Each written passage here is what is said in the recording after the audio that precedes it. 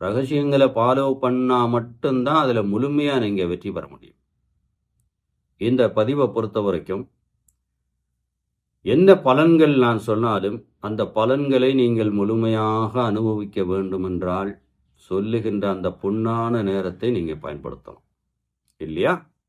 அப்போ சிம்ம ராசிக்காரர்களுக்கு என்ன கிடைக்க போகுது?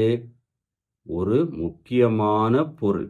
அது சொத்தா இருக்கலாம், அல்லது பொன் பொருளாக இருக்கலாம், அல்லது நீண்ட நாள் எதிர்பார்த்து காத்து கொண்டிருந்த உறவுகளாக கூட இருக்கலாம். மொத்தத்தில் அதை பொருள் கணக்கில் வச்சுக்கிடலாம். ஒரு புது பொருள் உங்களை தேடி வருகின்ற காலம்.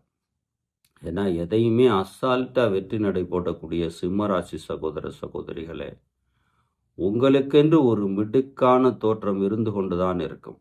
ஆனாலும்